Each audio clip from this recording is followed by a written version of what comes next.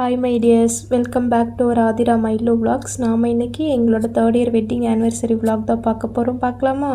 நேரமே எந்திரிச்சு குளிச்சு கிளம்பி காலையிலே வீட்டில் விளக்கு போட்டு சாமி கும்பிட்டுட்டு பக்கத்தில் இருக்க இந்த கோயிலுக்கு வந்துட்டோம். இந்த கோவிலில் வேண்டுதல் ஒன்று இருந்தது. என்னோட டெலிவரி அப்போ பாப்பா பிறக்கிறதுக்கு ரொம்ப சிரமப்பட்டேன். அதனால ஹஸ்பண்ட் வந்து வேண்டியிருந்தாங்க, பாப்பா நல்லபடியாக பிறந்தா பாப்பாவையும் கூட்டிகிட்டு வந்து கோயில் மணி வாங்கி வைக்கிறேன் அப்படின்னு சொல்லிட்டு அந்த வேண்டுதலை நிறைவேற்றுறதுக்காக தான் நாங்கள் இன்றைக்கி கோயில் வந்திருக்கோம். நல்லபடியாக சாமி கும்பிட்டுட்டு பாப்பா கையிலேயே மணியையும் வச்சுட்டு வேண்டுதலையும் நல்லபடியாக நிறைவேற்றிட்டு கிளம்பிட்டோம். இன்னொரு கோவில் போக வேண்டியிருந்ததுனால இங்கேருந்து சீக்கிரமே கிளம்பிட்டோம். பாப்பாவுக்கு ரொம்ப தூக்கம் வந்துருச்சு, காலையில் நேரமே எழுந்திரிச்சிட்டனால. இந்த கோவில் எங்கே இருக்குதுன்னு பார்த்தீங்கன்னா ஈரோடு டிஸ்ட்ரிக்டில் இருக்க சத்தியமங்கலம் அப்படிங்கிற ஊரில் தான் இருக்குது. இந்த கோவிலுக்கு நாங்கள் ஏற்கனவே வந்து கப்பிள்ஸாக இருக்கும்போது வந்திருக்கோம். குழந்தை பிறந்ததுக்கப்புறம் இன்னும் ஒரு டைம் வரோம் அப்படின்னு சொல்லிட்டு வேண்டியிருந்தாங்க. அப்படின்னு சொல்லிட்டு ஆனிவர்சரி அப்போவே கிளம்பி வந்துட்டோம். இந்த கோயிலோட என்ட்ரன்ஸில் ஒரு 3-4 கடை தான் இருக்கும். அந்த கடைக்கு முன்னாடி பார்த்தீங்கன்னா பூஜை தட்டு வச்சுருப்பாங்க. அந்த பூஜை தட்டில் வந்து எலுமிச்சம்பழம், மஞ்சள், குங்குமம், உப்பு, மிளகு, பத்தி இதெல்லாமே வந்து இருக்கும். எல்லாம் வாங்கிட்டு போயிட்டு சாமிக்கு பூஜை பண்ணிட்டு வேண்டுதல் வச்சுட்டு வருவாங்க. இந்த கோயிலுக்கு நாங்கள் ஒரு 2 years முன்னாடி வந்தோம். இப்போ பார்த்தீங்கன்னா நிறைய டெவலப் ஆயிருக்கு. புதுசாக நிறைய பில்டிங் வந்து கட்டிட்டு இருக்காங்க. இந்த கோயில் உள்ள என்ட்ரானதுமே உள்ளுக்குள்ளேயுமே நிறைய கடையெல்லாம் இருக்கும். நாங்கள் வந்தது வெள்ளிக்கிழமை அப்படின்றதுனால ரொம்பவே கூட்டமாக இருந்தது. சரி சாமி கும்பிட்டு வந்துடலாம் அப்படின்னு சொல்லிட்டு உள்ளே போனோம். பொது தரிசனத்தில் பார்த்தீங்கன்னா ரொம்ப கூட்டமாக இருந்தது. சரி 30 ரூபா டிக்கெட் இருந்தது, 30 ரூபா டிக்கெட்லேயே போயிட்டு வந்துடலாம் அப்படின்னு சொல்லிட்டு உள்ளே போய் நல்லபடியாக சாமி கும்பிட்டுட்டு வெளியே வந்துட்டோம். வெளியே வந்து கொஞ்ச நேரம் உட்காந்துருந்தோம். கோயிலையும் ஒரு சுற்றிட்டு பிரசாதமும் வாங்கிட்டு அப்படியே மெதுவாக நடந்துட்டு இருந்தோம். இங்கே வந்து தமிழ் பக்தி புக்ஸ்லாம் வந்து சேல்ஸ் பண்ணிட்டு இருக்காங்க.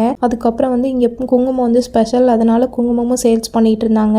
அப்படியே இன்னும் கொஞ்சம் தூரம் போனோம் அப்படின்னா இந்த கோவிலுக்கு முன்னாடி வந்து வேண்டுதல் வைக்கிறவங்க, வேண்டுதல் நிறைவேற்றுறவங்கலாம் வந்து வேண்டுதல் செஞ்சுட்டு இருந்தாங்க. இது வரைக்கும் நான் மற்ற கோவிலில் பார்த்ததே இல்லை. இப்படி ஒரு வேண்டுதல் வச்சு இங்கே வந்து இந்த உப்பையும் மிளகையும் கொட்டி தன்னோட வேண்டுதல் நிறைவேறிச்சு அப்படின்னு சொல்லிட்டு வந்து இதை நிறைவேற்றிட்டு போவாங்க. இன்னொரு பக்கம் வந்து வீடு கட்டணும் அப்படின்னு சொல்லிட்டு இந்த பூட்டை வாங்கி இந்த ஊஞ்சலில் வந்து கட்டி விட்டுட்டு வேண்டுதல் நிறைவேறிச்சுன்னா அந்த லாக்கை வந்து ரிமூவ் பண்ணிடுவாங்களாமா. கோயிலில் நல்லபடியாக சாமி கும்பிட்டு முடிச்சுட்டு பக்கத்தில் கீழ் பவானி சாகர் டேம் இருக்குது, அங்கே போயிட்டு வந்துடலாமே அப்படின்னு சொல்லிட்டு இங்கே வந்துட்டோம். மதிய நேரம் ரிட்டர்ன் வந்தது ரொம்ப பசிக்க ஆரம்பிச்சிருச்சு. பார்க்குக்கு ஆப்போசிட்லேயே நிறைய சின்ன ஹோட்டல்லாம் இருக்குது. சரி இங்கேயே சாப்பிடலாம் அப்படின்னு சொல்லிட்டு மீன் குழம்பு, மீன் ஃப்ரையும் வாங்கி சாப்பிட்டுட்டு பார்க்குக்குள்ளே வந்துட்டோம். இங்கே வந்து கிட்ஸ் எல்லாம் விளையாடுறதுக்கு நிறைய கேம்ஸ் இருக்குது. Water games, Columbus, 3D cinema, இந்த மாதிரி நிறைய இங்கே இருக்குது. டிக்கெட் ப்ரைஸ் பார்த்தீங்கன்னா மேக்ஸிமம் 40 rupees அதுக்குள்ளே தான் இருக்க மாதிரி இருக்குது. ப்ரைஸ் வந்து ஓரளவுக்கு ஓகேவாக தான் இருக்குது. இங்கே வந்து நாங்கள் வரும்போது ஃப்ரைடே தான், ஆனால் இருந்தாலுமே வந்து ஓரளவுக்கு கூட்டம்லாம் இருந்தது.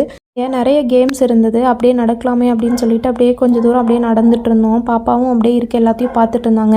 பாப்பா பார்க் வர்றது புதுசு அப்படின்றதுனால இது எல்லாத்தையும் பார்த்துட்டு இது என்ன அப்படின்னு சொல்லிட்டு கேட்டுட்டு இருந்தாங்க. இந்த ட்ரெயினை பார்த்ததும் நானும் போகிறேன் அப்படின்னு சொன்னாங்க.